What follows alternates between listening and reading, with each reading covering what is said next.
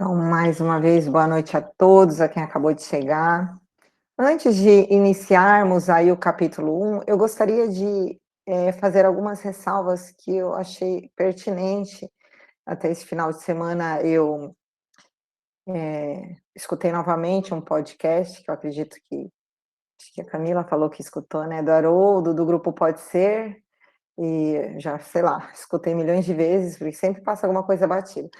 E eu acho importante trazer essa informação. Por quê? Porque nós, Emmanuel,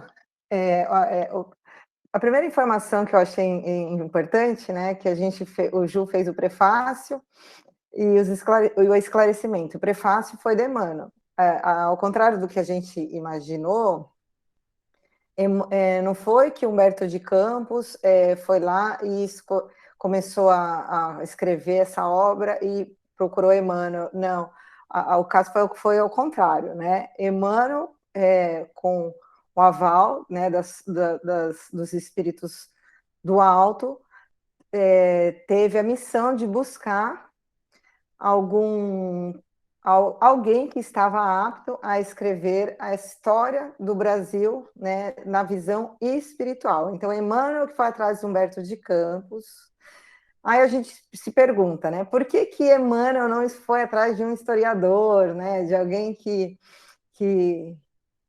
sei lá, que fosse da área, né, diferente do que foi o caso do André Luiz, que ele queria falar sobre mediunidade, desbravar a questão mediúnica do campo do corpo físico.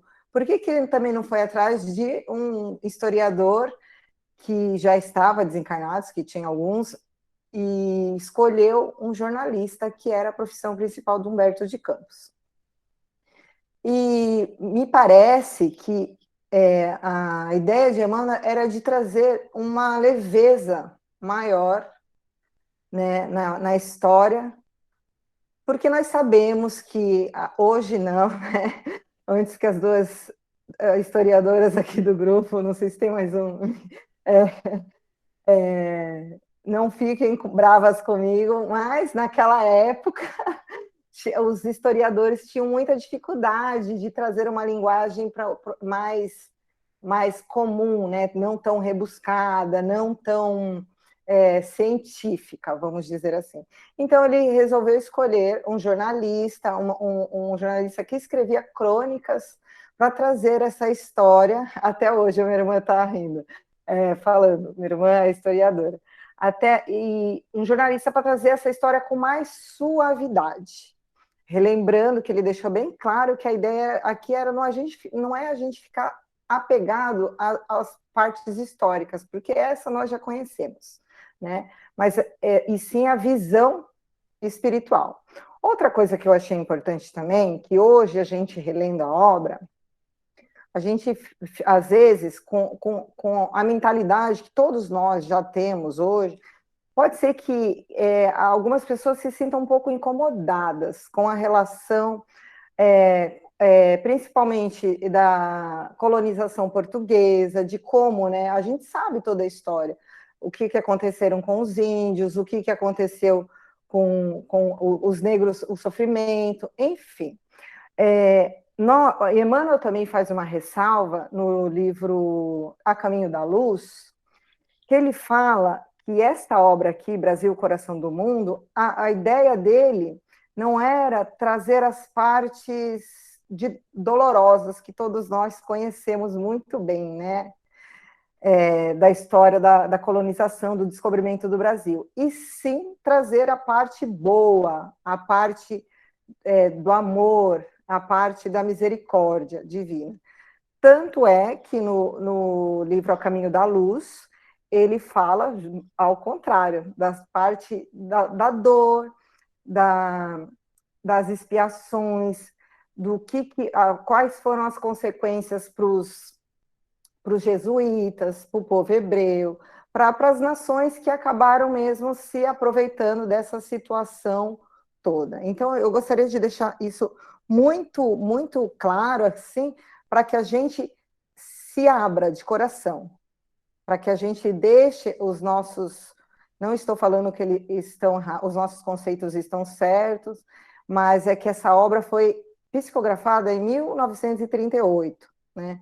Então era uma época no Brasil muito complicada. Imagina se o Chico psicografa algo que fosse totalmente ao contrário do regime daquela época, da política, uma época que tinha tanto problema de censura. Então, é óbvio que essa obra não iria vingar.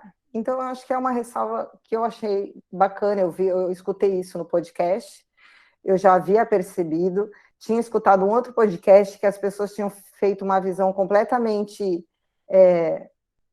na minha opinião, errônea, completamente baseadas nas percepções do hoje, que em 2021 é completamente diferente. É óbvio que se chegar uma obra hoje, será uma outra visão, a espiritualidade vai trabalhar outros pontos que nessa época não poderia trabalhar. Tá, gente? Pode falar, Ju.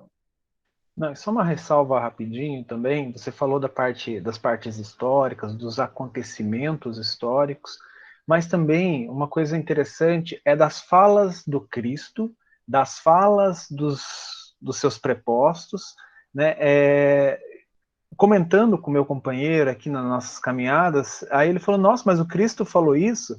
Aí eu fiquei analisando e falei assim: olha, a gente tem que analisar que Jesus sempre vai nos ensinar, ele não vai trazer algo pronto. Então, assim, é como se você lá, nossa, mas o Jesus, você vai falar, não vou dar spoiler, mas é como se Jesus não soubesse. Eu falei: não, não é isso. Eu acho que Jesus vem a nos ensinar. E esse livro vai mostrar isso, como aconteceu com os evangelhos, né? Como aconteceu com cada acontecimento narrado nos evangelhos. Então, a visão que nós temos que ter é uma visão de aprendizado. Não estou dizendo que essas esferas, esses cristos, estes espíritos já purificados, eles têm uma visão simplista ou não saibam o que está acontecendo. Mas todo o ensinamento, principalmente, que vem com esse livro é que a gente tem que abordar, a gente tem que olhar. Muito bem, muito bom, Ju, exatamente.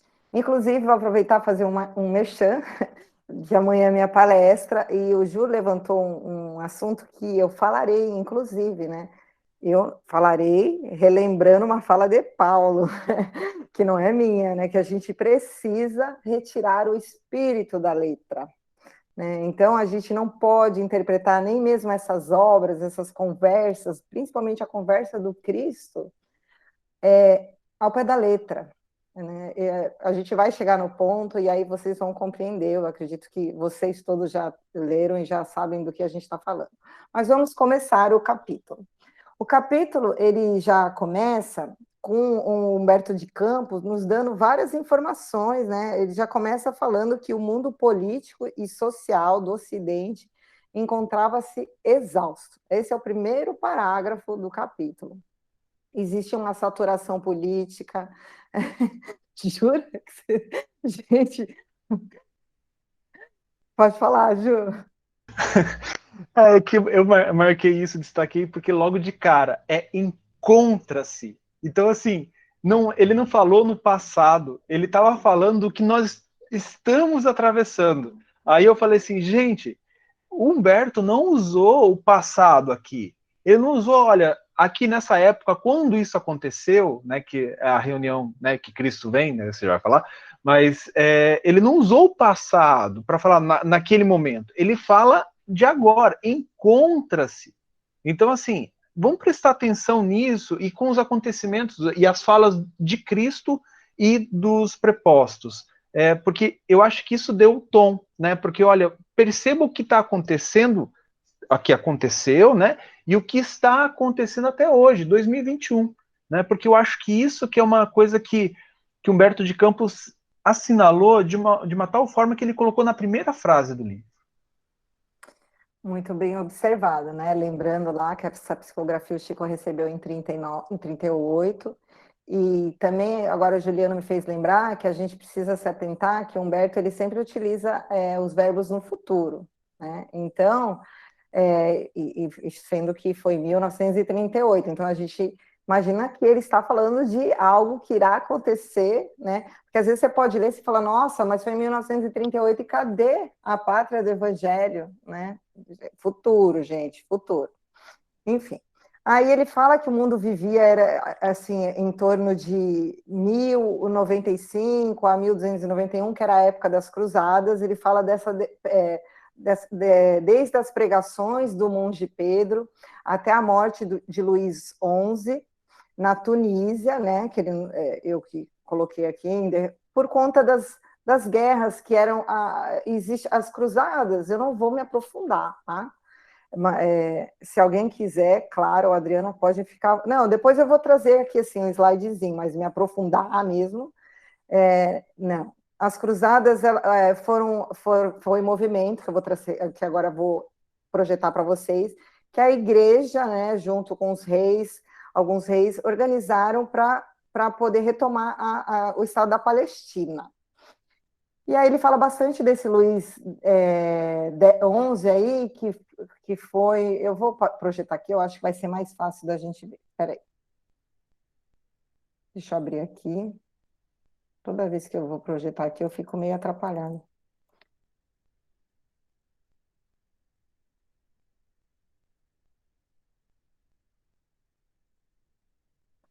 Vamos lá.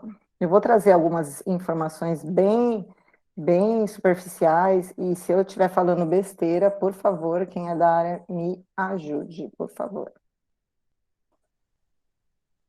Deixa eu ver se vai passar aí. Vocês estão vendo aí? Então, eu peguei umas informações bem superficiais mesmo. O que foram as cruzadas? De 1096 a 1270, expedições foram formadas sob o comando da igreja a fim de recuperar Jerusalém, que se encontrava sob o domínio dos turcos, e reunificar o mundo cristão, dividido com a cisma do Oriente, dividido com a famosa cisma do Oriente. Essas expedições ficaram conhecidas como cruzadas. A Europa do século XI prosperava com o fim das invasões bárbaras. Teve início um período de estabilidade e um crescimento do comércio. Consequentemente, a população também cresceu. No mundo feudal, apenas o primogênito herdava os feudos, o que resultou em muitos homens para pouca terra. Os homens sem terra, para tirar o seu sustento, se lançaram na criminalidade, roubando, saqueando e sequestrando. Algo precisava ser feito. Como foi dito anteriormente, o mundo cristão se encontrava dividido, por não concordarem com alguns dogmas da Igreja Romana, e os católicos do Oriente fundaram a Igreja Ortodoxa. Jerusalém, a Terra Santa, pertencia ao domínio árabe, e até o século XI eles permitiram as peregrinações cristãs à Terra Santa.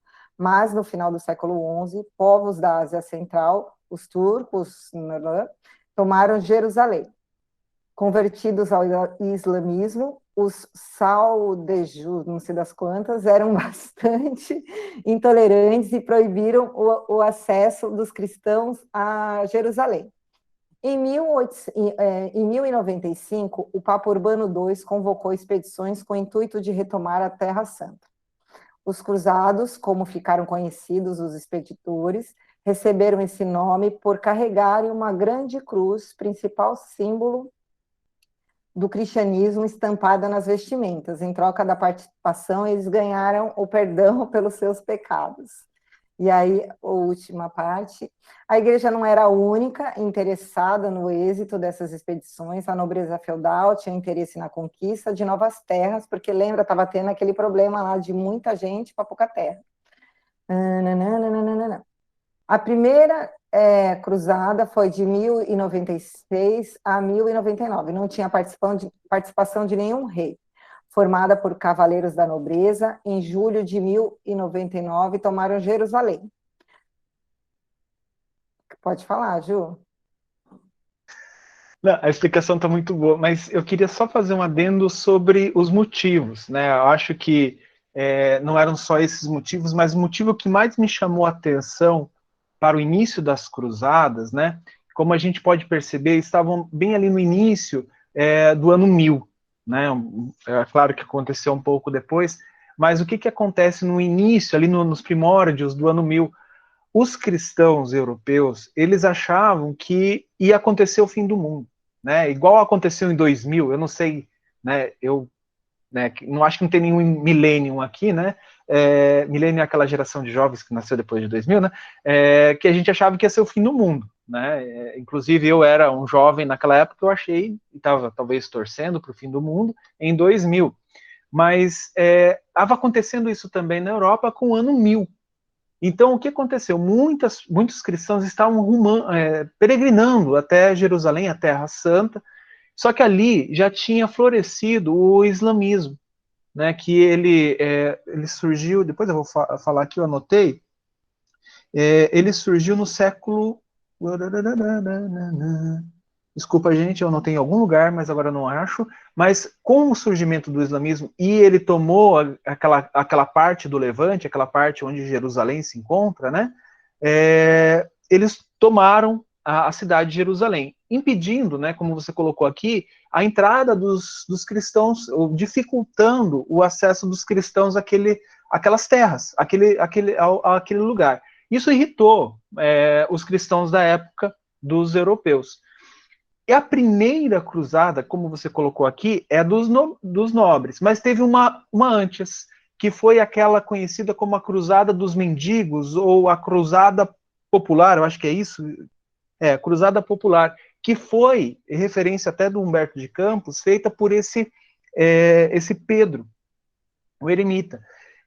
O que aconteceu nessa cruzada? Mulheres, crianças, homens e idosos, eles formaram um grupo e foram para, vamos dizer assim, tomar Jerusalém. E chegando lá, os muçulmanos, né, que estavam lá,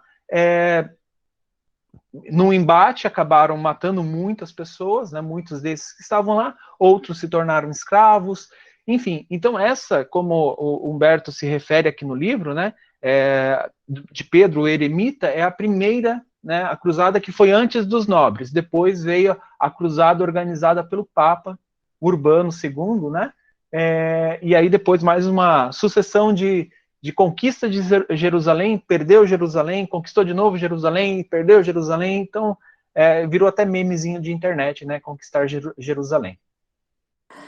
Obrigada, Ju, exatamente. E aí, como o Ju falou, teve uma sucessão de tentativas até chegar lá o Luís, né, nono, que ele fala, que foi na morte da Tunísia, entre outros, né, o rei Ricardo Coração de Leão, enfim.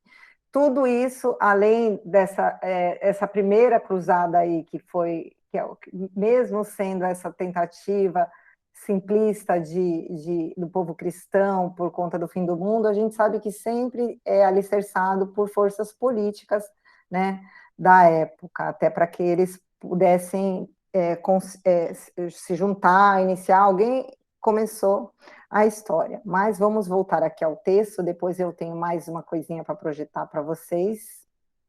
Alguém quer complementar? Eu já abri o microfone. Gente, uma outra coisa que você colocou bem no final, que eu achei bem interessante, principalmente porque faz ligação com o livro, né, com uma das falas de Elil depois, né, não Ismael, Elil, que as cruzadas, assim, elas não tiveram o sucesso que os nobres e a própria igreja, né, do Oriente, do Ocidente, no caso,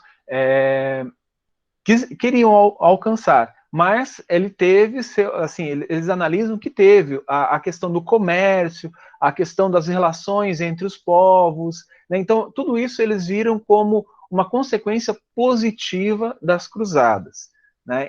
Porque isso vai ser importante, eu acredito que você vai falar daqui a pouco também.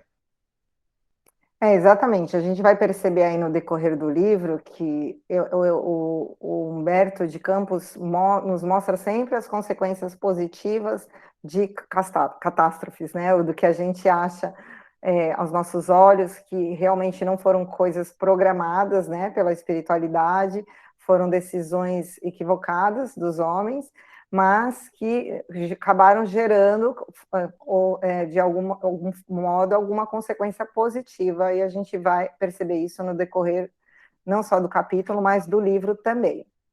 E aí, Humberto de Campos, ele fala para a gente que nos últimos 25 anos, né, do último século XIV, o Cristo desejou realizar a sua visita periódica à Terra. Então, aqui ele dá uma informação bem importante, né? Jesus, de vez ou outra, que é o nosso governador planetário, ele vem ver como é que as coisas estão andando por aqui, para ver o progresso do seu evangelho nos corações dos homens. Pode falar, Cá.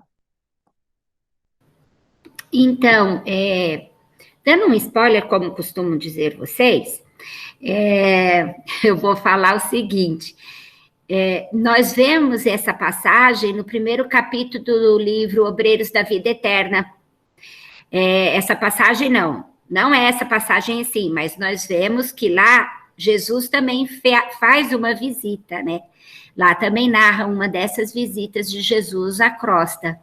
Então, quem quiser que lute para participar do outro grupo de estudo. Exatamente. Pode falar, Gil Maria.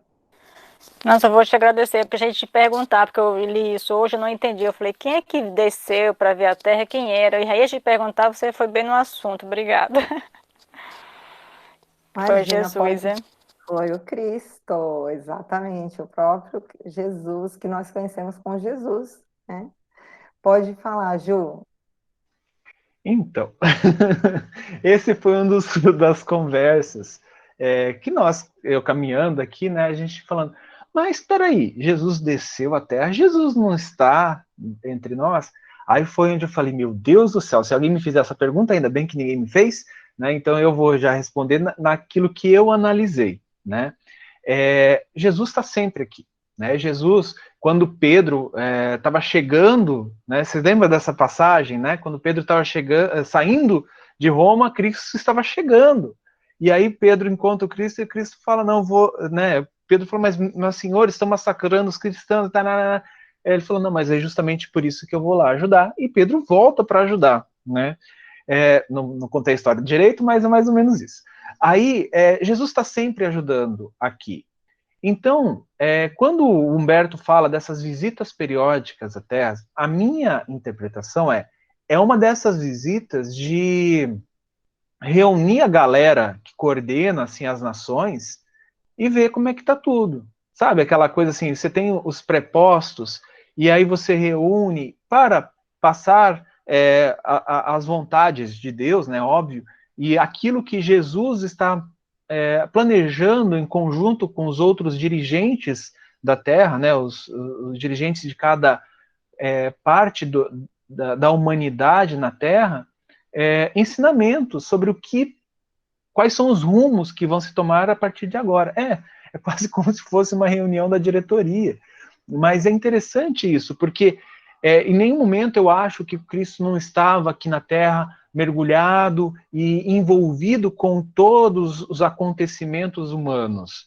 Eu acredito que Jesus estava, quando Humberto pontua isso, Jesus estava ali passando orientações periódicas a todos esses coordenadores, né?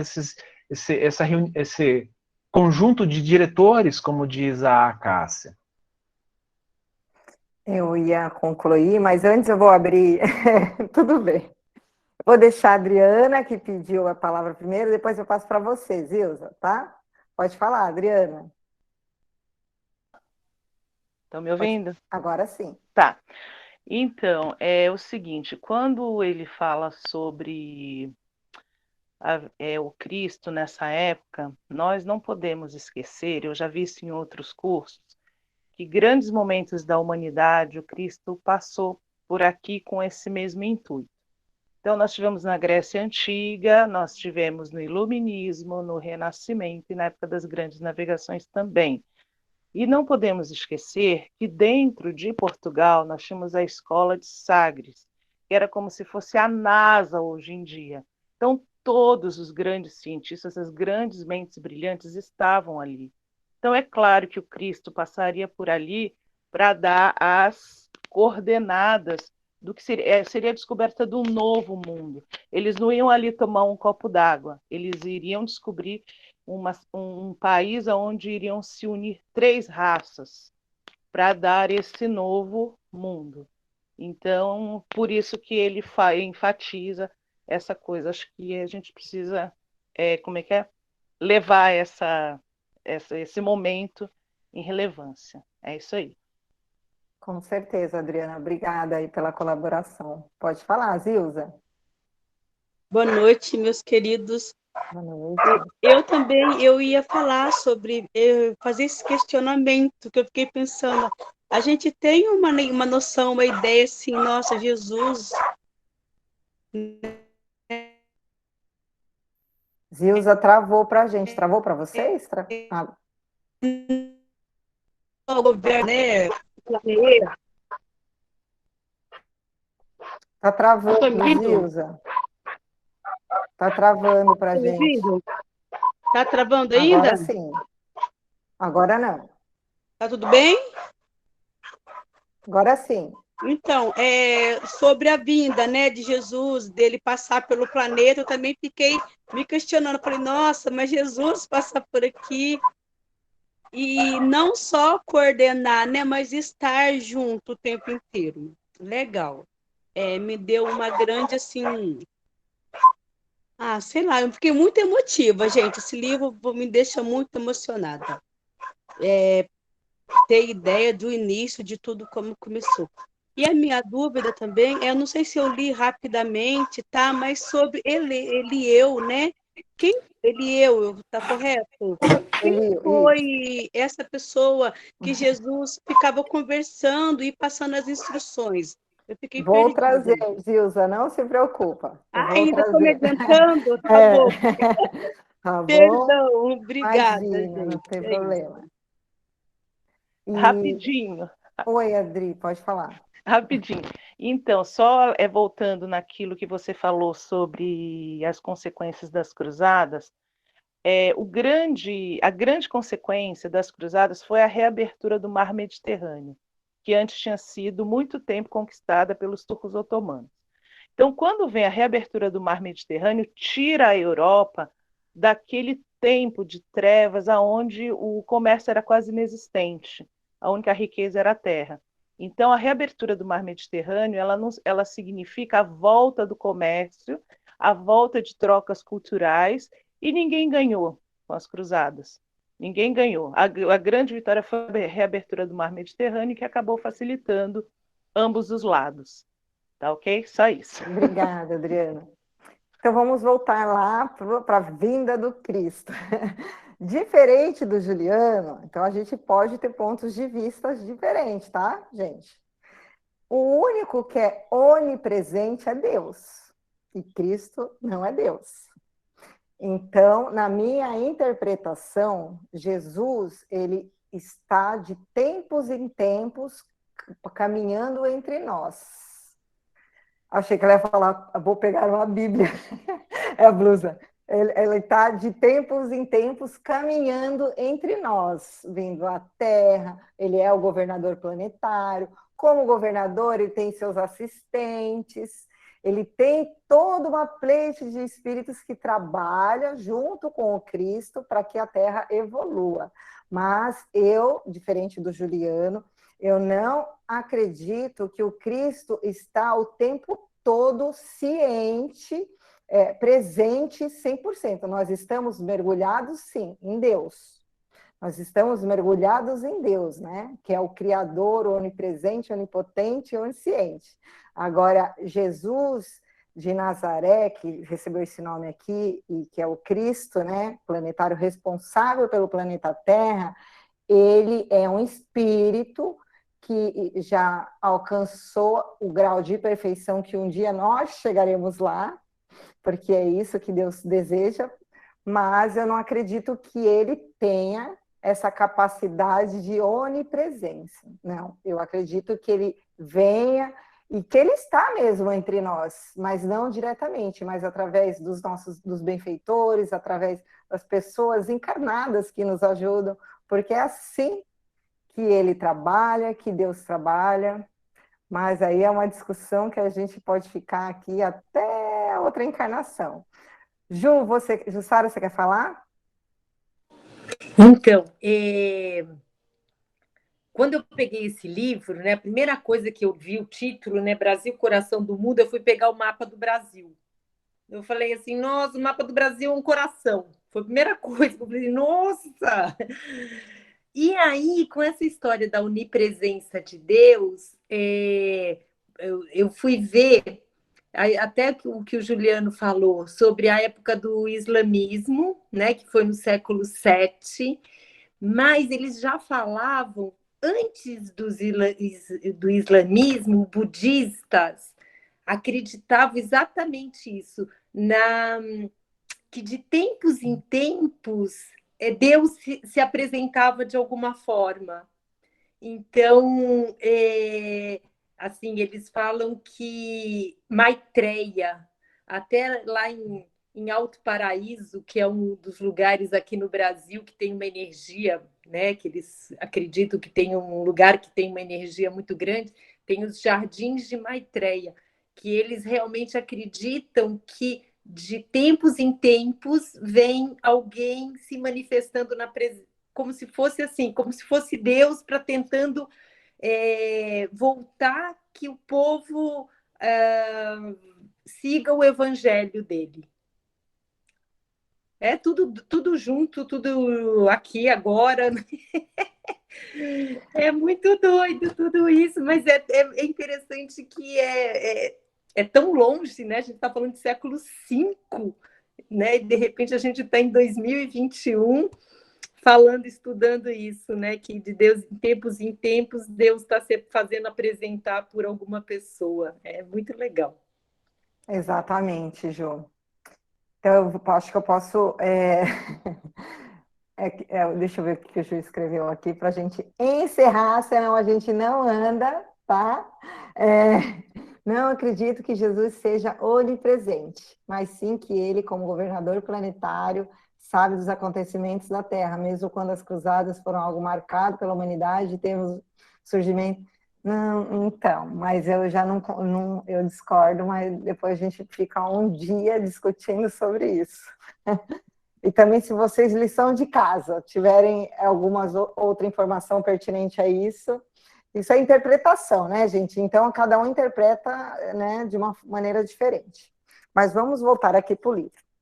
E aí, Humberto de Campos nos fala que anjos e tronos lhe formavam a corte maravilhosa dos céus à terra. Foi colocado outro símbolo da escada infinita de Jacó, formado de flores e estrelas cariciosas, por onde o Cordeiro de Deus transpôs as imensas distâncias, clarificando os caminhos cheios de trevas. Então, Humberto nos dá informação. Eu trouxe algumas informações sobre anjos e tronos, porque eu achei importante.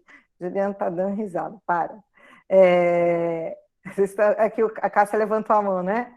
Calma. Eu achei importante porque eu acho que, assim, os espíritos, eles não trazem nenhuma informação aleatória, né? Se ele colocou lá anjos e tronos e falou da escada de Jacó, é porque ele quer que, no mínimo, a gente vá buscar o que é isso, que tipo de informação é essa. Que eu falarei, vamos ver primeiro o que a Cássia traz para a gente. Pode falar, Cá.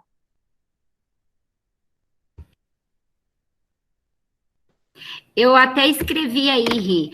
Eu ia falar o seguinte, que às vezes as pessoas confundem um pouco. Eu já ouvi muitas pessoas que têm, assim, simpatia pela reencarnação, pelo espiritismo, falando assim, que Jesus veio como Buda, Jesus veio como Maomé, Jesus veio como... né? Gente, a gente tem que entender que Jesus, ele reencarnou uma vez. Ele levou 1000 anos. Como que eu vou usar a palavra mais correta? Ele levou 1000 anos baixando o seu padrão vibratório para poder reencarnar. E a reencarnação foi algo sofrido fisicamente para Cristo, porque a matéria dele era quintessenciada, era de uma matéria, Cristo é de uma matéria, o corpo perispiritual dele, de uma matéria extremamente sutil. E para ele poder fazer a ligação com um corpo material dessa matéria nossa, que nós utilizamos quando estamos encarnados, ele ficou por 1000 anos se preparando para isso. Então, ele vem em espírito, com digamos assim, a corte dele, com aqueles que estão ao lado dele, que entendem Jesus, né? Porque nós cremos, nós não entendemos o Cristo. E aqueles que estão próximos a ele entendem a ele. Então, ele, vez por outra, sim, eu acredito que manda emissários que entendem ele. E talvez por isso as pessoas fiquem achando que é Jesus, o que foi Jesus. Porque aquele espírito que encarnou ali compreende Cristo. E nós ainda não compreendemos, nós ainda estamos crendo, né? Um dia a gente chega lá, como diz a Rita. Era isso, Rita, eu queria falar, para não ficar essa dúvida que eu vejo que muitas pessoas têm. Não, tá ótimo, foi importante, cara. Então, voltando lá, né, o Cristo chegou e foi visto novamente essa imagem, né, no alto da escada de Jacó. E aí eu acredito que a maioria aqui saiba, né, mas eu trouxe aqui rapidinho, que está lá no Gênesis 28, capítulo 28, versículo 11, 19, que eles falam que durante o sono, Jacó, quem era Jacó? Jacó era filho de Isaac, neto de Abraão. Abraão, que foi o patriarca, fundador dos hebreus, tá?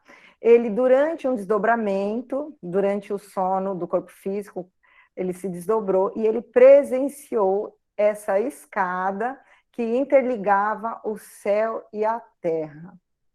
Então, aqui, Humberto de Campos faz um link que, pela segunda vez, se abriu novamente, né, e se formou essa escada infinita que liga as esferas mais altas que nós podemos imaginar com a terra, com a crosta. E aí, Humberto também fala de anjos e tronos. E eu busquei rapidinho aqui, de uma forma simplificada, porque eu nunca, para falar a verdade, me aprofundei nisso, mas eu achei interessante, eu fui lá buscar. Que existe uma hierarquia celestial dos anjos, né? Como existem também dos espíritos. E eu fui buscar algumas informações no livro de São Tomás de Aquino, né, que foi um frade católico italiano da Ordem dos Pregadores, teólogo e filósofo também. E ele defendia na filosofia a corrente que pregava a união da razão e fé, né, além de classificá-las em 3 esferas. Ele determinou também características das funções de cada um dos coros. Todo o seu estudo sobre anjos foi publicado no livro Suma Teológica, escrito por ele entre 1265 e 1273. E segundo São Tomás, eu só falo Tomé, coitado, São Tomás, os anjos são seres espirituais que fazem um meio de campo ali, né, entre os homens e Deus, o Todo-Poderoso. E aí ele destaca, ele fala que existem 3 esferas, né? Os da primeira esfera, que estão mais próximo de Deus. Então, foi o que a Cássia falou, que ele desceu com aquele grupo de espíritos que já o compreendiam, entendiam. Então, ali, Humberto de Campos nos fala que ele desceu com quem? Ele desceu com tronos, anjos e tronos. Então, vamos lá. Na primeira esfera, que são os que estão mais próximos de Deus, estão os serafins, querubins e os tronos. Então, vieram junto com Cristo os anjos que estão ali mais próximos de Deus. Os tronos, eles têm a função de manter a segurança do poder divino e delegar missão para os anjos inferiores. Então, eles não vieram só passear, né? Eles vieram porque tinham missões e eles iriam delegar essas missões. E nós vamos entender por quê. E depois tem da segunda esfera, que são os que não estão nem no céu, muito no céu, nem muito na terra, são os intermediários ali.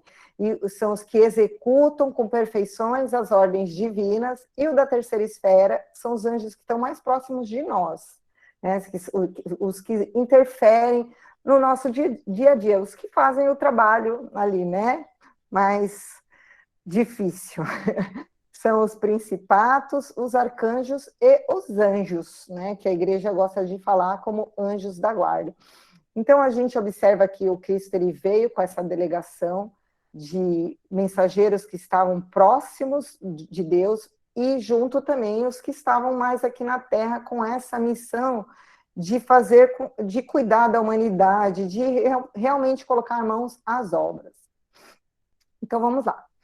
E aí o Cristo, com o coração iluminado, procurava na terra o ninho do seu evangelho redentor. E aí Humberto de Campos fala assim, lembremos que o ninho do evangelho do Cristo era onde? Lá na Palestina, lá, né, em Jerusalém, né, em Israel. Em vão procurou o Senhor os remanescentes da obra de um dos seus últimos enviados à face da orbe terrestre. Eu coloquei isso destacado, porque eu quero falar daqui a pouco. Eu vou ler. No coração da Umbria, que é a Itália, haviam cessado os cânticos de amor e de fraternidade cristã. De Francisco de Assis só haviam ficado as tradições de carinho e de bondade, os pecados do mundo, como novos lobos de Gúbio, haviam descido outra vez das selvas misteriosas das iniquidades humanas, roubando às criaturas a paz e o aniquilando-lhes a vida. Eu destaquei essa parte porque nós precisamos recordar que o Evangelho, a semente do Evangelho de Jesus, ela se iniciou na Palestina, falhou, e depois veio para a Europa, né, na região da Umbria. A missão de São Francisco de Assis, que todos nós sabemos, foi quem? Né? João Evangelista. O Chico, numa entrevista, ele nos deu uma informação que, de tempos em tempos, que dos compromissos que os 12 apóstolos ali firmaram com o Cristo foi de tempos em tempos um deles reencarnar na Terra para auxiliar o Cristo nesse processo aí de crescimento, de evangelização, de aprimoramento da humanidade. Então, como havia falhado, né, o Evangelho,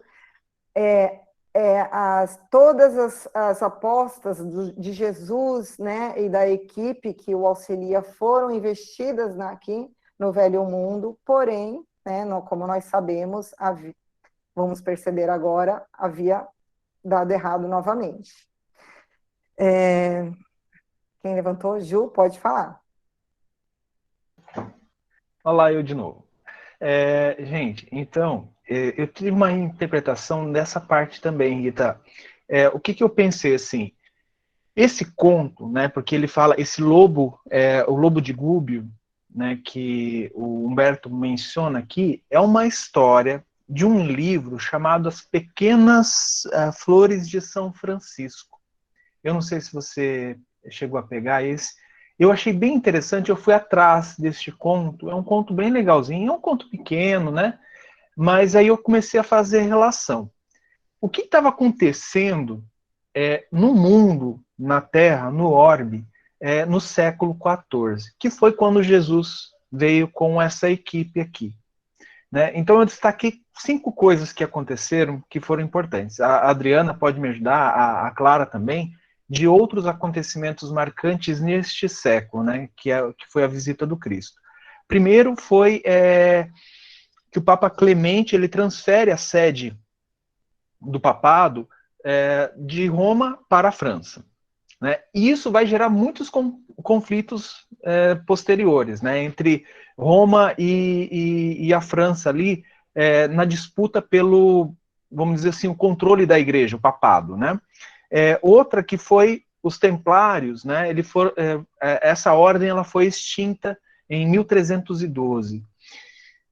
Foi inventado a arma de fogo na Itália, né, então um dos objetos que depois se espalhou, né, claro, por causa das conquistas, e foi, não que a arma seja, mas ela proporcionou muitas atrocidades. Também começa a Guerra dos 100 Anos entre França e Inglaterra. Isso, assim, a gente tem que lembrar que o mundo era aquilo naquela época, né? A gente não tinha o descobrimento ainda das outras nações, outras partes do mundo. Então, a Europa era o mundo, vamos dizer assim, né? Também começa a epidemia da peste negra. Né? Então, são esses 5 pontos que eu destaquei e fiquei pensando. Gente, a peste negra foi, assim, eu acho que, eu lembro da minha época de colégio, né, que a gente estudava bastante a peste negra. Então, assim, imagina a nossa atual pandemia de Covid, né, que também vai ficar registrado nos livros de história, mas a peste negra foi algo devastador para uma sociedade que já estava mergulhada em muitos conflitos, em muitos medos, em muito pavor, né, a gente tinha acabado de acontecer as cruzadas, então era uma sociedade já fragilizada. E essa história do Lobo de Gubbio é uma historinha bem curtinha, em que numa cidade chamada Gubbio tinha uma floresta, e nessa floresta tinha um lobo muito perverso, e todos estavam com muito medo do lobo, então ninguém ousava sair de casa se não fosse armado. Então estava o tempo todo, não tinha paz, então o tempo todo em alerta, né? Então as pessoas viviam com medo, viviam presas, e parece que São Francisco de Assis foi até essa cidade e não acreditou no medo dessas pessoas de um animal, né? E a gente sabe o carinho e o amor que São Francisco tem com os animais. Então ele falou, não, vou lá e vou conversar com o lobo. E entrou na floresta, o lobo pronto para atacar ele, mas o lobo parou, né, frente àquela aura, né, aquele amor que ele emanava. São Francisco conversou com o lobo e levou ele para, né, olha, você é meu irmão, tratou ele como irmão. E ele foi morar junto com São Francisco naquela cidade. Diz a história, né, diz o conto que o lobo morreu de velhice e todos na cidade amavam aquele lobo. O que eu consegui extrair, né, dessa junção que eu coloquei, que Humberto traz aqui dessa história, por ele ter mencionado. Esse lobo, ele significa todo o motivo do pânico, o motivo do medo. E o que estava acontecendo na sociedade humana daquela época estava trazendo esse mesmo medo para as pessoas. O que era necessário? O necessário era alguém como um Francisco de Assis ir lá entender que tudo isso faz parte, né, compreender, tratar esse medo como algo próximo, esse medo como um irmão, para que a gente consiga progredir, para que a gente consiga viver em paz, não mais armado, não mais com medo, não mais marginalizado ou marginalizando. Então, essa história, para mim, foi essa ligação, né, porque eu achei interessante o Humberto ter pontuado isso, entendeu? E aí eu acabei fazendo essas comparações. Ju, muito boa você relembrar a gente dessa história. Acho que foi até a Yara que contou numa palestra, né, essa história, e agora você falando assim, nossa, aí ficou passando várias coisas aqui na minha cabeça, né, porque a gente vive um momento tão parecido, né, que o lobo tá solto aí de novo, o medo, o pânico, a insegurança, né, toma conta de muita gente ainda por conta de uma pandemia, né, de uma epidemia também. E aí a gente só reza para o Cristo estar aqui, mas não para que a gente esteja falhando também, né? É isso que a gente só pede misericórdia para que a gente não... E faz a gente refletir mesmo sobre isso. Eu acho que a gente precisa abraçar os nossos... encarar os nossos medos, porque foi isso que São Francisco de Assis fez. Encarar os nossos medos com amorosidade, com fraternidade, porque é aí que a gente vai conseguir ultrapassar isso, né? Se libertar disso. Se a gente fechar os olhos para as nossas fraquezas, para os nossos medos, a gente vai ficar escondido mesmo o tempo todo. Muito bacana, Ju. Mas vamos voltar aqui à Terra. A Terra não, opa, nós estamos na Terra, ao texto. Então, chegamos finalmente para a pergunta da Gil Maria. Jesus fala. Jesus fala, deixa eu ver. Deixa eu voltar. Não, a Eliu é que recebe o Cristo, né? Então, quem que foi Eliu? Que é uma pergunta bem interessante. Eliu, ou Eliel, existem várias formas de pronunciar, tá? Ele para quem estudou Paulo Estevam conosco, né, ele era o avô de Gamaliel. Lembra do Gamaliel, que era o mestre de Saulo de Tarso, antes de Paulo ainda, que era lá da grande mestre do Sinédrio, que encaminhou Paulo, entre outros, né, fariseus. Eliu, ele é um ancião, vou falar aqui na parte histórica, ou babilônico, nasceu na Babilônia, né? Ele era um rabino, rabi, eles querem dizer de mestre, tá? Um rabi e pai fundador da casa de Eliu. Viveu durante ali o reinado de Herodes, o Grande, e foi uma figura central dos últimos tempos, né? Do segundo templo de Salomão. Eliu, ele tinha um ditado que naquela época eles chamavam de a regra do ouro. Isso foi mais ou menos 30 anos antes do Cristo. Quando um pagão que queria se tornar um judeu pediu-lhe um resumo da religião judaica nos termos mais concisos, Eliu disse, relembrando que foi 31 anos antes da vinda do Cristo. O que é odioso para ti, não faça para o teu próximo. Esta é toda a lei, o resto é mero comentário. Então, aqui a gente lembra muito, né, da reinterpretação de Jesus, né? Amar a Deus sobre todas as coisas e ao próximo como a ti mesmo. Aí está todas as leis, todos os profetas. E, com essas palavras, ele reconheceu como princípio fundamental da lei moral judaica o preceito bíblico de amor fraterno. Quase a mesma coisa ensinada por Jesus, por Paulo, que era aluno de Gamaliel, neto de Eliu. E mais amplamente, né, todo o ensinamento de Jesus. E, historicamente, que alguns judeus, né, inclusive fariseus, eles reconheceram Jesus como sendo Messias. E parece que a maioria deles, eles eram da escola de Eliu, né, que saíram ali, né, das mãos, né, de Eliu. Eliu, ele hoje eu já não sei, mas nessa época ele era o anjo daquela região ali, da região da Palestina. Eliu, para a religião judaica, ele é considerado como um anjo da guarda. A Ju vai me ajudar a lembrar. É na Páscoa, é no Pessa ou é em Rosh Hashanah que põe o negócio, deixa a porta aberta para o Eliu? Não me lembro, porque o meu marido, que é judeu, não soube me responder. É Peissa. Em Pessa, né? Então, assim, ele é considerado como um anjo guardião. Então, realmente, ele era um anjo guardião de um país, tá? Mas para os judeus, ele é considerado como um anjo guardião do povo hebreu. Então, vamos lá. Eliu disse... Deixa eu voltar lá rapidinho no texto. Peraí, gente, me perdi aqui um pouquinho. Tá. Eliu disse a Jesus... Eliu disse a voz suave e meiga do mestre, a um dos seus mensageiros encarregado dos problemas sociológicos da terra. Meu coração, então a gente percebe aqui que ele tem um cargo maior ainda, né? Ele é encarregado dos problemas sociológicos da terra toda. Meu coração se enche de profunda amargura, vendo a incompreensão dos homens no que se refere às lições do meu evangelho.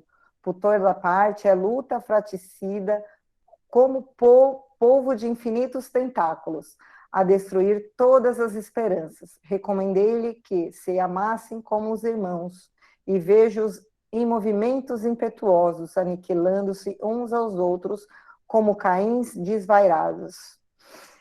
E o Juliano, no começo, ele faz uma observação que é muito importante.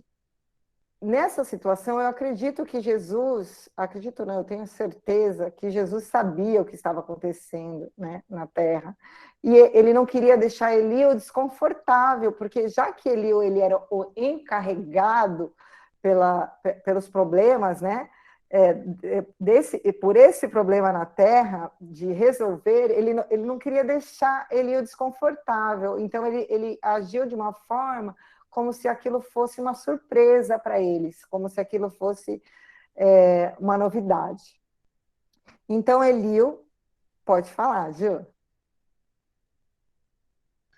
Então, uma coisa interessante que está no texto é que Jesus ele veio com toda essa equipe para ver o evangelho no coração dos homens, e não, né, a quantidade de templos que existem, a quantidade de monumentos que foram erguidos em nome do Cristo, das cidades conquistadas em nome do Cristo. Isso tudo não faz parte do que o Cristo veio ver. Ele veio ver no coração dos homens. E eu acho que é por isso que ele fala aqui, né, que o coração dele se enche de profunda amargura, vendo a incompreensão dos homens no que se refere às lições do meu evangelho.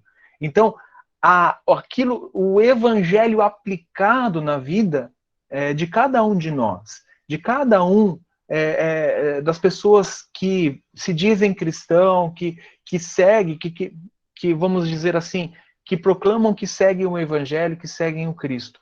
Então, Jesus olhando isso, ele demonstra a Elio que ele está realmente amargurado porque as pessoas não compreenderam que o evangelho se edifica no coração. Eles estavam edificando exterior e não o coração, que é onde Jesus ele pretende construir o reino de Deus, dentro do coração de cada um de nós. Exatamente, Ju. É importante essa observação, porque Jesus ele jamais falou que o reino de Deus seria uma construção exterior, né? E sim uma construção interior que deve ser iniciada pelo nosso esforço e por nós mesmos, com bases, né, nas nossas capacidades de compreensão. Eu lembrei de uma passagem de Emmanuel que eu falo: se alguém lhe falar que o reino de Deus está aqui ou acolá, né, não é verdade. O reino de Deus ele é uma construção no íntimo, né? E não existe local físico, não existe. Nós precisamos ainda de templos religiosos porque necessitamos dessa disciplina. Mas dia chegará que não necessitaremos mais. Pode falar, Adriana. Então, a observação que eu fiz, que eu entendi, né, nessa passagem da leitura, é que a única igreja, vamos dizer assim, oficial que nós tínhamos na época era a Igreja Católica, né? E tanto a escravização dos indígenas quanto dos negros, ela foi apoiada pela Igreja Católica, né? E eu creio assim que quando Cristo via isso, acho que ele se entristeceu não só com o lado econômico dos europeus vindo para o Novo Mundo, como algo que tinha sido instituído, né, em nome dele, como era a igreja, está permitindo aquilo também, né? Eu entendi isso. É isso que eu queria falar. Sim, não, com certeza. Ele sempre, Jesus, ele sempre, principalmente quando ele estava encarnado, ele sempre condenou essas falsas interpretações, né? Esses equívocos das religiões, né? Jesus, quando ele veio, ele não veio para fundar uma nova igreja, uma nova religião. Isso é coisa nossa, dos homens. Tanto que a primeira instrução dele para Pedro, que era o chefe dos apóstolos, foi ide e pregai. Foi isso que ele falou, né? Principalmente pregai através dos seus exemplos, né? Como diz, acho que é São Francisco, né? É mesmo? Se necessário for, use palavras, né? Mas o que Pedro fez como a gente, porque também Pedro era gente como a gente, falou que precisava batizar todo mundo. Jesus não deu instrução nenhuma de batismo para ninguém, né? Então, a gente percebe que desde aquela época, dos que seguiam diretamente o Cristo, tiveram dificuldade de interpretação. Imagina, né? Quem não teve ali, lado a lado, recebendo os seus ensinamentos. Então, vamos voltar ao texto do Eliú, rapidinho, que a Zilza, em meio minuto, eu vou explicar, que ela teve que sair. Eliú foi um grande mestre de conhecimento e amor do povo hebreu, no tempo da Babilônia, que depois de desencarnado, virou o anjo, o espírito responsável pela parte socióloga, né? Pela parte social da Terra. Então, ele era um trabalhador do Cristo responsável pelos problemas sociais que envolvem a Terra, tá? Então, por isso que ele recebeu Jesus. Depois, aí no podcast lá, você pode pegar mais ou menos a explicação melhor, tá? Então, vamos lá. Então, Eliú tenta, como a gente, tirar a má impressão do Cristo, né?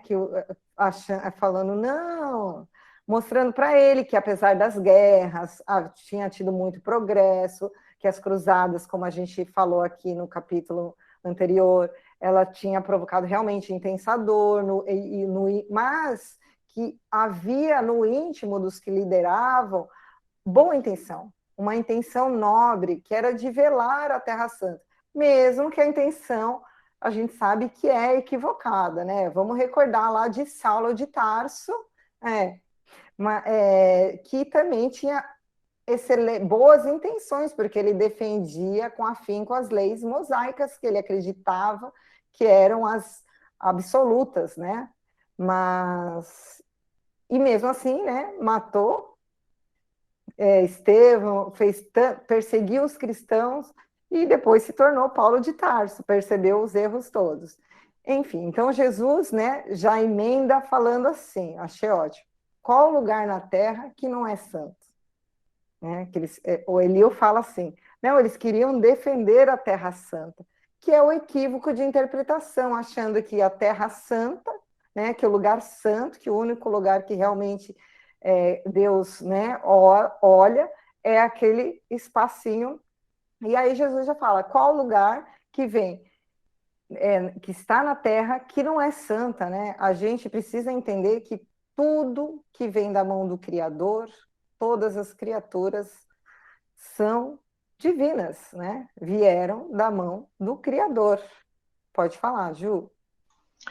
Eu acho que é por isso também, né, que eu me referi ali no início do capítulo, quando o Humberto refere-se a que não era no passado, mas que até hoje, né, a Terra Santa, né, que nós conhecemos hoje, né, Jerusalém e os seus arredores, ela é, vamos dizer assim, santa ou sagrada para as três maiores religiões monoteístas do mundo, né, que é o Islã, é o judaísmo e o cristianismo.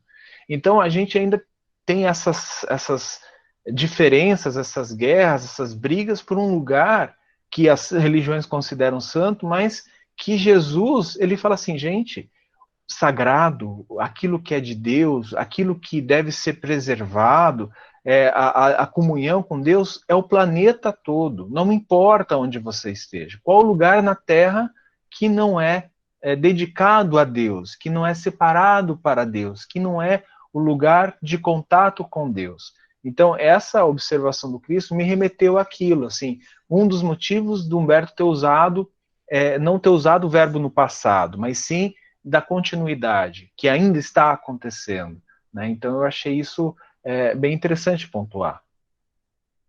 Com certeza, Ju. E isso nos chama a atenção novamente para as interpretações ao pé da letra, né, literais, que são equivocadas, principalmente se tratando de ensinamentos de Jesus, de evangelho, até dos livros mesmo psicografados, né? de Emmanuel, de Humberto de Campos, a gente não pode trazer de forma literal. Então, o Cristo, ele fala que era preferível que jamais nenhum cristão pudesse entrar na Palestina do que ter toda essa violência, né? Que ainda mais em nome dele, sendo que o seu maior pedido sempre foi fraternidade e amor. Então, o Cristo triste fala que não vê, assim, isso eu vou colocar aqui, mas eu quero fazer um adendo. Jesus, ele olha compassivo e ele fala que o resultado, né, que todas das ações da humanidade naquela época terão efeito, né? Então ele fala da lei da ação e reação, que aquele povo ali, ele faz uma profecia sobre o futuro da região da Palestina e de toda aquela região, que era um povo que iria sofrer, mas não porque o Cristo ou porque Deus é impiedoso, né? Pune. Não, nós sabemos que existe uma lei no universo que é uma lei da ação e reação. Então, toda ação vai ter uma reação. Se a gente planta dor, a gente vai colher, obviamente, dor. Não tem como colher amor, né? E aí, colhendo dor, que quando a gente provoca a dor, a gente esquece rápido. Mas quando a gente colhe a dor, aí a gente pensa na dor que a gente provocou no outro.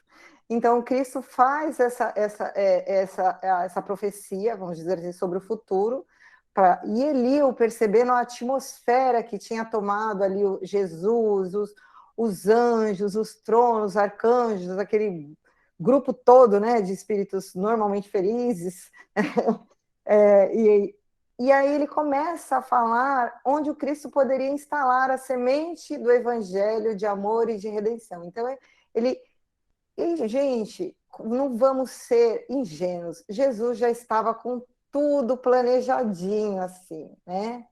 Mas é assim, vou explicar para vocês, quem não trabalha em correntes mediúnicas, essas coisas. Os espíritos, aí a gente fica imaginando, né, um espírito dessa grandeza que é o Cristo.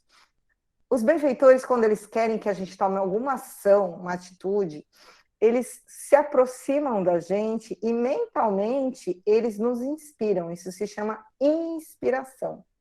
E foi isso, ele começou a inspirar, ele falou, já sei, temos um lugar, mas já estava tudo planejado, para a gente reinstalar aí, plantar a semente do evangelho de amor e redenção.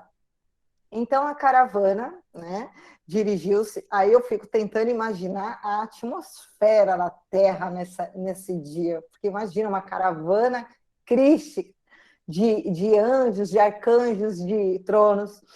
E aí Humberto faz um relato muito emocionante das emoções, né, que Jesus transparecia, da emoção que estava tomando conta do coração do Cristo. E aí foi quando ele perguntou, Eliú, pergunta ele, onde fica nestas terras novas o recanto planetário da qual se enxerga no infinito o símbolo da redenção humana? É óbvio, como o Ju já falou, que ele sabia, mas ele queria que Eliú mostrasse serviço. Então, Eliú fala, esse lugar de doces encantos, mestres, de onde se vem no mundo as homenagens dos céus aos vossos martírios na terra, fica mais para o sul. E aí eu quero falar rapidinho sobre essa imagem. Você não vale o Juliano, nem a Cássia, pode ser que, eu acho que a Adriana e a Clara também, não sei. Juliana e a Cássia não pode, o resto... Vocês sabem do que eles estavam falando? De que imagem que o Cristo estava falando? Pode falar, gente. Não tem medo de errar, não. Que imagem mais para o sul que lembra o Marte? Qual que é a lembrança, principalmente que a igreja Cruzeiro do gosta Sul. Isso, Jussara, ponto positivo. No céu, 4 estrelas no formato de cruz. Isso. Mas a Jussara também não podia falar. Por quê? Não, também não.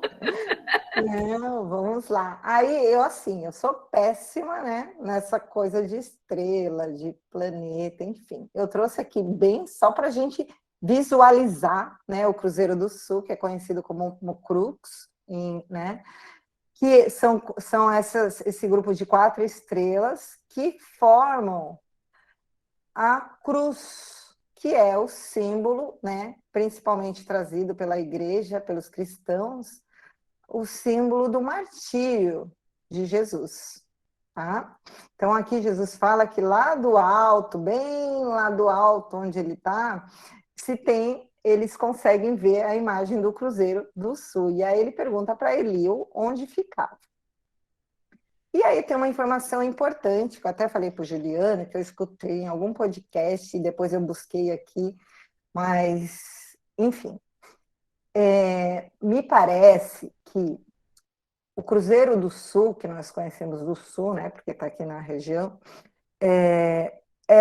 podia ser visto à luz, esse grupo de estrelas era vista no céu de Jerusalém, um pouquinho até no tempo de Jesus. Eu até dei uma buscada, disse que realmente na região ali do Egito, na região ali da Palestina, se via o cruzeiro.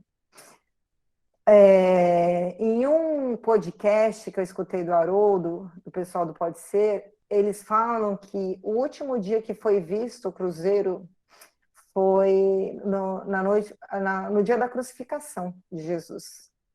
Foi o último dia. Depois daquele dia, nunca mais naquela região foi possível ver o cruzeiro. E eu dei uma pesquisada, é óbvio que eu não achei nada falando disso, né? Mas eu achei falando de questões mesmo astronômicas, né? Que eles falam que realmente do ano tal, devido à mudança do eixo da Terra, conforme... Bom, eles dão explicações científicas, vamos dizer assim, né? Então, a gente pode ficar com as duas, porque as duas, né, pertencem à ciência e filosofia e religião, elas andam ali junto, mas é só uma informaçãozinha a mais. Então, a caravana que veio com Cristo se dirige até ali a região da América. E eu vou trazer aqui o ponto e aí eles passam... Pode falar, Ju. Acabei de ver aqui no site de astronomia da UFMG, e eles falam realmente, né, que no ano 3000 antes de Cristo, o cruzeiro poderia, né, começou a ser visto na região da Palestina, Jerusalém, e que no século I de nossa era, ele poderia ser visto pela última vez naquele ponto do hemisfério. Isso está no site de astronomia da UFMG. Tá? Eu fiquei assim, quando você falou, eu falei, mas será? Né? Você sabe como é que eu fico. Então eu fiquei, mas será? Não sei, vou ver. E aí realmente no site da UFMG aqui está dizendo isso, né? Que ele foi que a mais conhecida de todas as constelações aqui no hemisfério sul, e ele foi visto pela última vez, né? Por causa do movimento planetário e também das estrelas, que ele havia sido visto, sim, no século I ali da nossa era, que foram as últimas vezes que ele poderia ser avistado. Só informação geral, tá? Não, Ju, obrigado, porque eu tenho esse problema, gente. Eu leio, às vezes em livro, em algum lugar, e eu não lembro. Eu sabe onde eu vi, aí não acho nunca mais. Mas que bom que o Juliano está aí para achar alguma fonte para a gente. Então, eles foram lá, foram lá, a caravana se dirigiu até o mundo que no futuro seria a América, né, América do Norte. E aí o Senhor chegou, abençoou as matas nativas, né?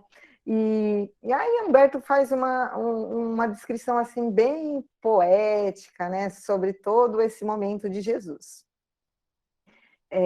Ali dentro, né, na América do Norte, até depois eles se dirigirem finalmente para o Brasil. Então, eu vou trazer aqui, se alguém quiser falar alguma coisa antes, eu vou trazer esse momento que Jesus chega aqui no Brasil. Quer falar alguma coisa antes, Ju? Não? Tá bom. Mãos erguidas para o alto, como se invocasse a bênção do Pai para todos os elementos daquele solo extraordinário e opulento, exclama então Jesus: para estas terra maravilhosa e bendita será transplantada a árvore do meu evangelho de piedade e de amor. Gente, eu vou fazer uma paradinha. Vocês já perceberam que o Cristo e mesmo outros profetas do Antigo Testamento, eles utilizam muito a simbologia da árvore para falar sobre a humanidade? Vocês já perceberam isso? Não sei se vocês já se atentaram, porque eu fico presa às vezes em umas coisas assim, eu fico, mas por que será que ele ficou falando em árvore, sabe? Tudo é a árvore do evangelho, a árvore daquilo, a árvore tem que ser cortada. Esses homens são árvores de outono, sem frutos, 2 vezes mortas, arrancadas pela raiz. Isso é a primeira epístola de São Judas Tadeu, tá? Capítulo 12. E aí tem muita passagem na Bíblia, tanto no Antigo como no Velho, falando de árvores, né? O machado já está posto à raiz das árvores, e toda árvore que não der bom fruto será cortada e lançada ao fogo. Mateus, capítulo 3. E fruto e árvore vai aí, né? E você fica, gente... Na minha interpretação, né, que com o cabedal de conhecimento que eu tenho, que ainda é limitado demais, a árvore que o Cristo quis falar, que a árvore do seu evangelho de piedade, prestem bem atenção, piedade e amor será transplantada. Na minha interpretação, ele quis dizer o quê? Que as árvores são quem? São os espíritos que falharam, tanto na Palestina, como no Velho Mundo na Europa. Eles reencarnariam no coração do mundo, no Brasil, por piedade e por amor. Vamos lá. Continuando o texto. No seu solo dadivoso e fertilíssimo, todos os povos da terra aprenderão a lei da fraternidade universal. Sob este céu serão entoados os hosanas. Hosanas são o quê? Clamores de perdão, de misericórdia, mais ternos a misericórdia do Pai Celestial. Tu, Eliu, te corporificarás na terra, no seio do povo mais pobre e mais trabalhador do Ocidente. Instituirás um roteiro de coragem para que seja transpostas as imensidades desses oceanos perigosos e solitários, que separam o velho do novo mundo.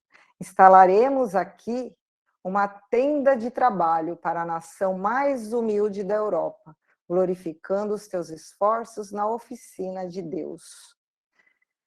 Aproveitaremos o elemento simples da bondade, o coração fraternal dos habitantes dessas terras novas, ou seja, dos índios, e mais tarde ordenarei a reencarnação de muitos espíritos já purificados no sentimento da humildade e da mansidão, entre as raças oprimidas e sofredoras da regiões africanas. Prestem atenção. Espíritos já purificados no sentimento de humildade e mansidão, mas não são espíritos puros. Espíritos que já venceram essa questão, já conquistaram a humildade, já são mansos e pacíficos, porém, tem muita coisa ainda para trabalhar. E aceitaram, por escolha, reencarnar como o povo africano para auxiliar e também para poder resgatar algumas das suas questões, cada um com a sua, né, pessoal. Só vou terminar aqui, tá, cá? O coisa eu já te dou a palavra. Para formarmos o pedestal de solidariedade do povo fraterno que aqui florescerá, futuro, né? Que aqui florescerá, no futuro. Agora que eu vi que está no futuro. a fim de exaltar o meu evangelho nos séculos gloriosos do porvir, na frente. Aqui, Eliu, sob a luz misericordiosa das estrelas da cruz, ficará localizado o coração do mundo. Aqui, Eliu, com muito batalha, com muito aprimoramento, com muita dor, com muita resignação, no futuro será o Brasil o exemplo de amor e de fraternidade. Mas no futuro mesmo, Eliu, lá no futuro. Pode falar, Cátia, eu já vou. Não, rapidinho. Me fez lembrar muito a história de Amadeu, que eu acho que talvez vocês não conheçam. Ele já contou uma vez, há muitos anos atrás, para nós, a história dele. Ele, quando veio trazido da África para o Brasil, ele era um rei lá na África. E ele veio trazido com a esposa dele, que é Jovelina, e foram separados aqui no Brasil. E aqui no Brasil, ele fala que ele ainda hoje se apresenta como um negro que ele foi naquele tempo, porque foi a encarnação dele, onde ele aprendeu a desenvolver nele a humildade, a tolerância e o amor. Era só isso que falou aí desse povo e na hora eu lembrei do nosso querido Amadeu. Obrigada, Cá. Amadeu é um dos mentores, a Jovelina também, da nossa casa espírita. Né? Então, Cássia relembrou essa história que é bem bacana. Então, aí aqui ele fala de coisas importantes do Cristo, além de toda a missão, que é importantíssima. Ele fala da reencarnação de Eliu, que a gente vai ver aqui na frente. Fala das 3 raças tristes que o Juliano trouxe para a gente no prefácio, né? Ou foi o Humberto de Campos, trouxe lá o poema, né, de Olavo Bilac, que ele faz menção, e de tendas que o Brasil seria o quê? Uma grande tenda de trabalho, né? E vou continuar aqui, depois eu vou trazer algumas informações para vocês. Consoante a vontade piedosa do Senhor, todas as suas ordens foram cumpridas integralmente. Daí, há alguns anos, o seu mensageiro se estabelecia na terra em 1394 como filho de Dom João I e Dona Filipa de Lencastre, e foi o heróico infante de Sagres que operou a renovação das energias portuguesas, expandindo as suas possibilidades realizadoras para além dos mares. O elemento indígena foi chamado a colaborar na edificação da Pátria Nova. Almas bem-aventuradas pelas suas renúncias se corporificaram nas costas da África flagelada e oprimida, juntas a outros espíritos em provas. Então não foi só as almas que já tinham alcançado, assim como o Cristo falou lá, a humildade e a mansietude. Não, também outros espíritos também em prova, formaram a falange abnegada que veio escrever na terra de Santa Cruz, com seus sacrifícios e com seus sofrimentos, um dos mais belos poemas da raça negra em favor da humanidade. Isso é importante, por isso que eu fiz aquela ressalva no começo, porque muita gente pode olhar hoje para essa obra e falar, gente, mas aqui ele está falando que foi algo bom, né? Que pode não compreender, achar que o autor, né, Humberto de Campos, era racista ou alguma coisa desse tipo. Não, né? Aqui ele traz, como eu falei, uma visão da parte boa, como Eliu quis trazer a visão das cruzadas, né? Da parte boa que teve as cruzadas. O Juliano, na semana passada, ele falou sobre o poema, trouxe o poema de Olavo Bilac, e eu gostaria só de pôr aqui, não quero levantar nenhum tipo de polêmica, o intuito não é este, e o momento também não. Sobre que muitos defendem como mito, né? O mito das 3 raças, mas não é mito, né? Nós sabemos que, apesar da gente saber de todo o sofrimento que foram as 3 raças que fizeram toda a miscigenação e que, né, da onde veio mesmo o povo brasileiro. Enfim, ele trata-se de uma noção desenvolvida tanto no senso comum quanto em obras de autores como Darcy Ribeiro, que afirma que a cultura e a sociedade brasileira foram constituídas através de influências culturais de 3 raças: a europeia, que é a portuguesa, a africana e indígena. Uma das suas prováveis origens remontam no século XIX, através do naturalista alemão Carl Friedrich Philipp von Martius, ganhador de um concurso realizado na década de 1840 para escolher o melhor programa sobre o que deveria ser ensinado sobre a história do Brasil, na qual propunha incorporar a historiografia brasileira à mescla das 3 raças, ao invés de propor apenas o protagonismo branco, reconhecia a resistência dos negros e dos índios como contribuição ao espírito nacional.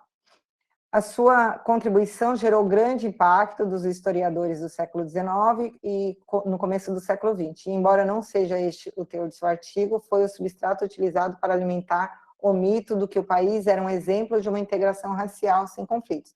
Então, na verdade, o que gerou, o que eles chamam de mito, é porque esse naturalista aí, eu não li, então eu não posso dar minha opinião, tá? Estou retirando de um artigo, ele veio quis mostrar uma visão que foi algo sem conflito, e a gente sabe que não foi isso. Então, por isso que muita gente não aceita, apesar da gente saber que faz parte da nossa história. Só trouxe mais a título de informação, tá? E eu gostaria de... Humberto de Campos já nos traz informações preciosas de quem foi, né, Dom Henrique de Aves. Então, é mais para falar que eu não fiz a lição de casa. Ele foi o primeiro duque de, não sei se eu estou falando certo, de Viseu, né? Margarida me corrige. Viseu.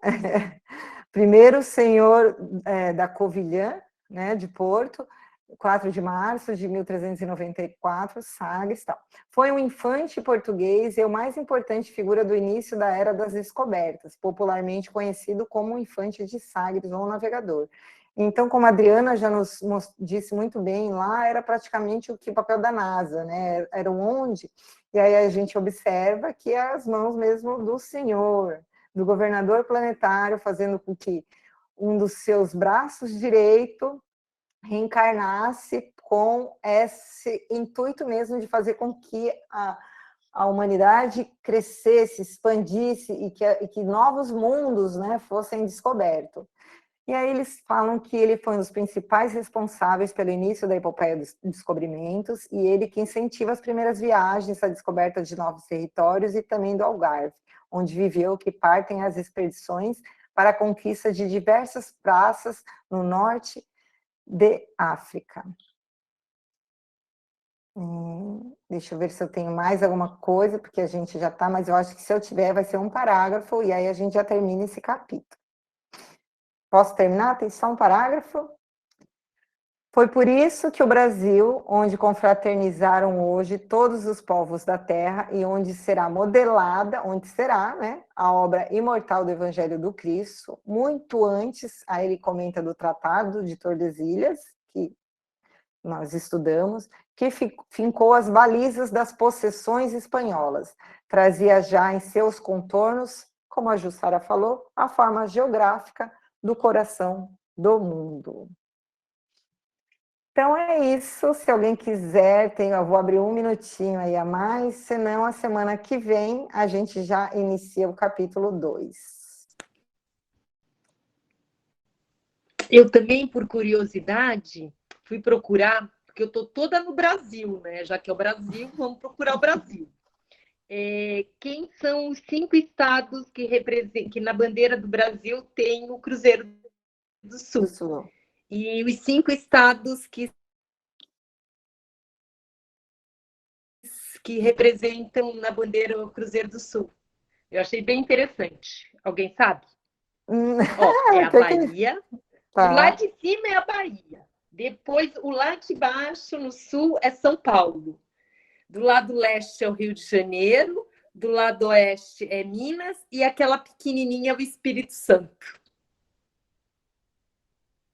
Não é por acaso, eu já falei, quer ver que vai sair Minas? Minas, Bahia, Minas, Espírito Santo, São Paulo e Rio de Janeiro. Informação interessante, né? Não sei se tem alguma coisa a ver, mas serve E para eu achei reflexão. interessante, assim, que foi um filósofo quem que era? Deixa eu lembrar aqui. Porque eu falei assim, quem que fez a bandeira, né? Foi um professor e um filósofo que foram os autores que desenharam a bandeira, né? Porque eu falei assim, Interessante, Ju. Muito bom, Ju. Obrigada aí por essa eu informação. fui ver, porque eu estou toda Brasil agora com essa história do livro. Legal. Obrigada, Ju. É Adri, muito pode legal. falar. Então, na verdade, é uma curiosidade que eu tenho para vocês que são mais evoluídos aí, você, o Juliano, o Ibas, o Francisco, sei lá, a Cássia, é o seguinte: quando a gente fala em inspiração, com a chegada dos portugueses aqui no Brasil, vocês têm informação se quando Pero Vaz de Caminha escreveu a carta a Portugal, ele teve ali em algum momento essa inspiração também? Informação É uma nós não curiosidade, temos, eu não mas sei. esses dias eu estava escutando, né? Escutando num podcast a carta que ele escreveu. Não tem uma informação, olha, mas com certeza ele estava inspirado, né? A gente, com certeza, tinha alguém ali soprando para que ele colocasse tantas coisas boas, né?